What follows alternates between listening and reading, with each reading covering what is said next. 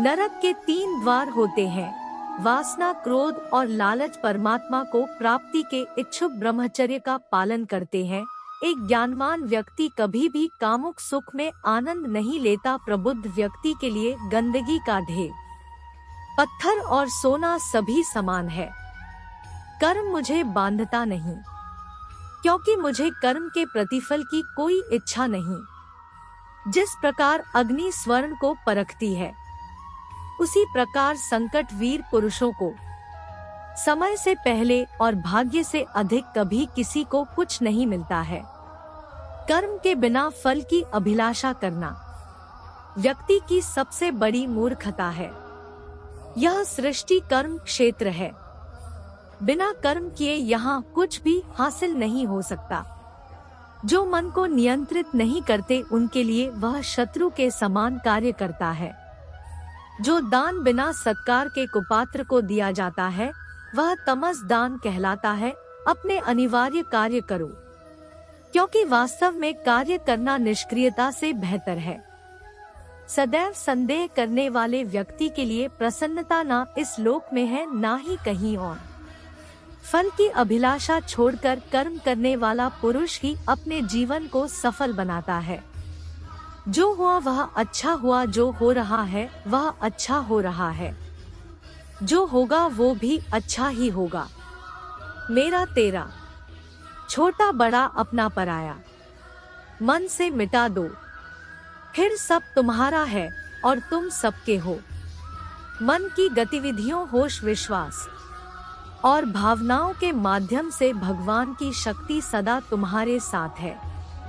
धरती पर जिस प्रकार मौसम में बदलाव आता है, उसी प्रकार जीवन में भी सुख दुख आता जाता रहता है।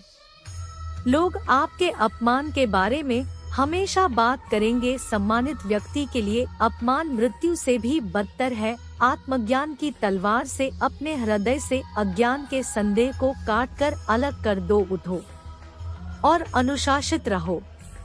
सफलता जिस ताले में बंद रहती है, वह 2 चाबियों से खुलती है।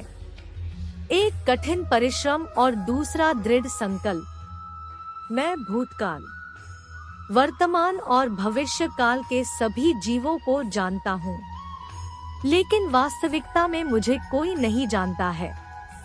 जो दान कर्तव्य समझकर बिना किसी संकोच के किसी जरूरतमंद व्यक्ति को दिया जाए, वह सात्विक माना जाता है।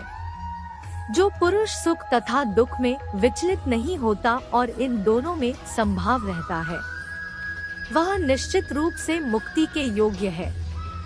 कर्म वह फसल है जिसे इंसान को हर हाल में काटना ही पड़ता है। इसलिए हमेशा अच्छे बीज बोए ताकि फसल अच्छी हो। जो लोग भक्ति में श्रद्धा नहीं रखते, वे मुझे पा नहीं सकते। आता वे इस दुनिया में जन्म मृत्यु के रास्ते पर वापस आते रहते हैं। मैं धरती की मधुर सुगंध हूँ। मैं अग्नि की ऊष्मा हूँ। सभी जीवित प्राणियों का जीवन और सन्यासियों का आत्मसंयम भी मैं ही हूँ। वह जो सभी इच्छाएं त्याग देता है और मेरा की लालसा और भावना से मुक्त हो जाता है, उसे शांति प्राप्त होती है। मेरे लिए ना कोई घृणित है ना प्रिय, किंतु जो व्यक्ति भक्ति के साथ मेरी पूजा करते हैं, वो मेरे साथ है और मैं भी उनके साथ हूँ। मनुष्य को जीवन की चुनौतियों से भागना नहीं चाहिए और न ही भाग्य और ईश्वर की इच्छा जैसे बहानों का प्रयोग करना चाहिए।